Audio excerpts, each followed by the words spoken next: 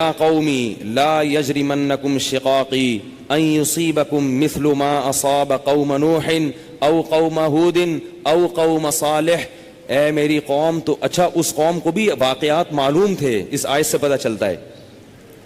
اے میری قوم، ایسا نہ ہو کہ جو عذاب نوح علیہ السلام کی قوم پہ آیا جس کا تمہیں پتہ ہے، یا جو عذاب قوم ہود پر آیا، یا جو عذاب قوم صالح پر آیا، ایسا نہ ہو کہ وہی تم پر بھی آ جائے. اور یہ بھی کہنے لگے وما قوم لوط منکم ببعید، لوط علیہ السلام کی قوم تو بہت قریب ہے تم سے، جا کے دیکھ لو ان کے حالات، وہ تو ابھی ماضی کا قریب کا قصہ ہے. وَيَا قَوْمِ لَا يَجْرِمَنْ وَيَا قَوْمِ اسْتَغْفِرُوا رَبَّكُمْ ثُمَّ تُوبُوا إِلَيْهِ. اے میری قوم، اعتراضات چھوڑ دو، استغفروا ربکم، رب سے توبہ استغفار کرو.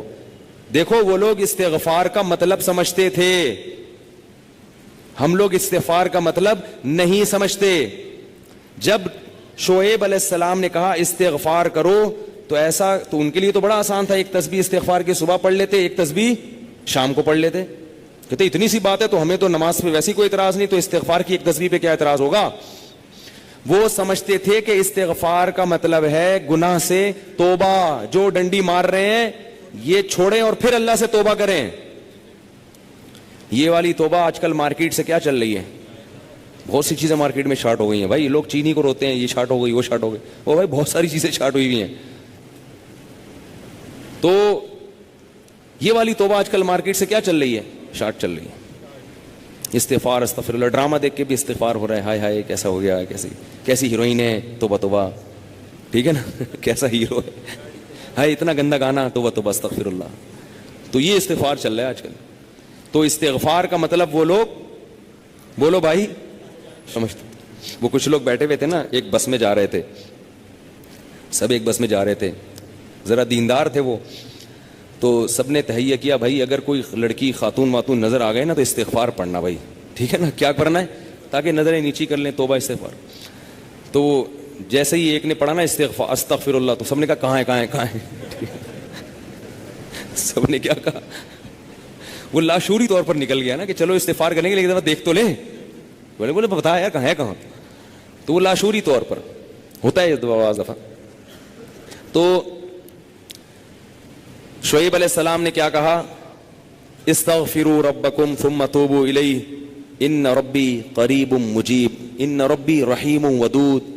ایک جگہ فرمایا رحیم بھی ہے اور بہت محبت کرنے والا ہے.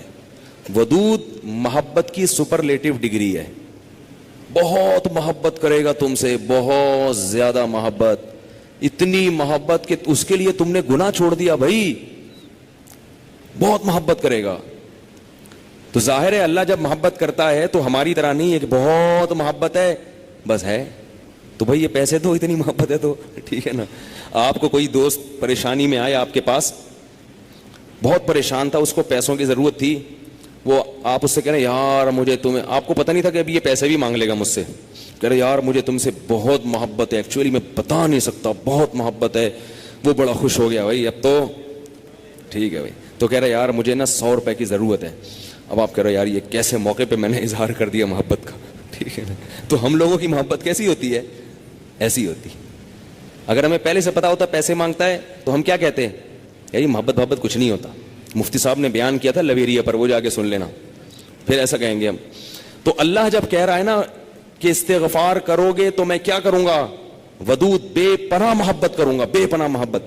اس کا مطلب ہے کہ پھر اللہ نوازے گا، بہت بہت نوازے گا، رزق کی فراوانی کر دے گا، رزق کے دروازے کھول دے گا، دل میں سکون ڈال دے گا.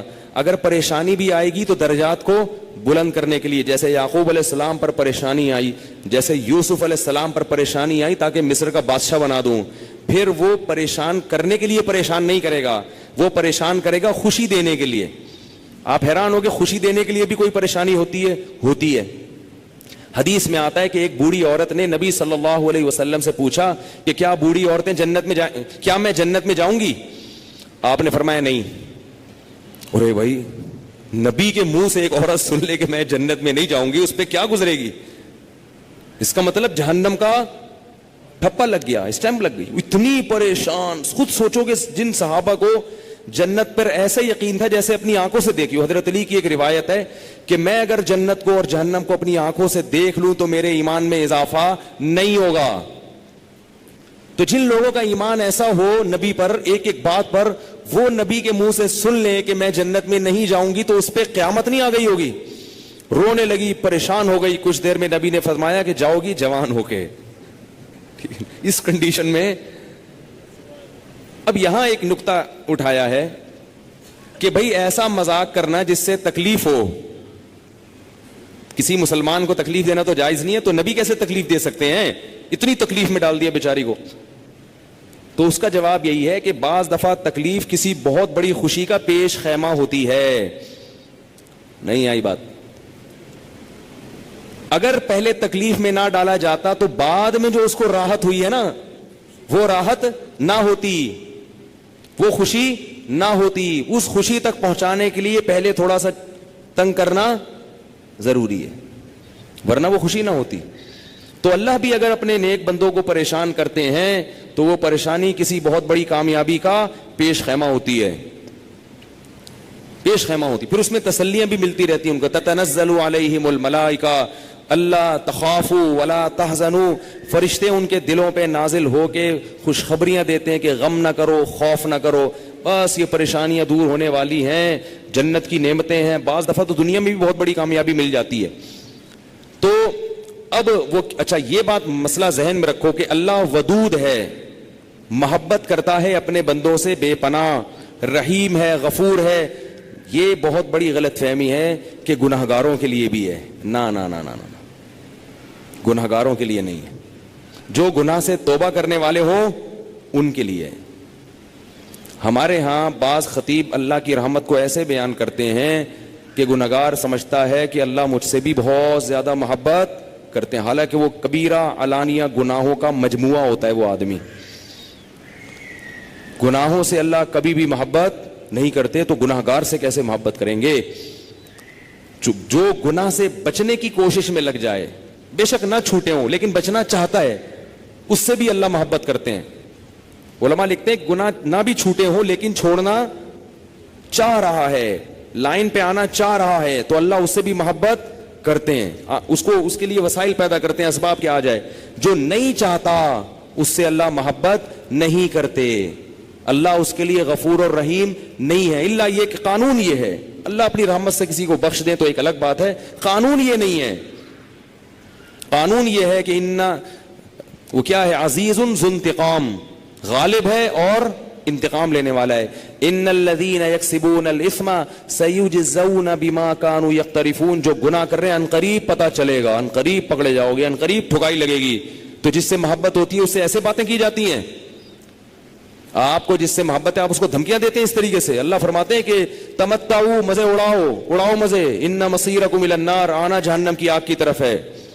حدیث میں آتا ہے کہ میں سب سے زیادہ غیرت مند اور اللہ مجھ سے بھی زیادہ غیرت مند ہے. اور اللہ کی غیرت کو اس وقت جوش آتا ہے جب کوئی اللہ کے حرام کردہ کاموں میں سے کوئی کام کرتا ہے.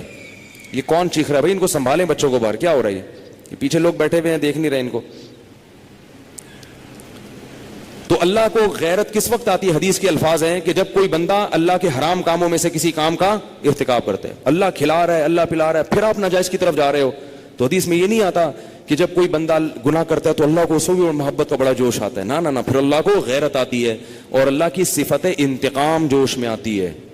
اس لیے بھائی گناہ کرتے ہوئے اللہ سے ڈرا کرو, اللہ کی رحمت کی امیدیں گناہ کرتے ہوئے نہ لگایا کرو.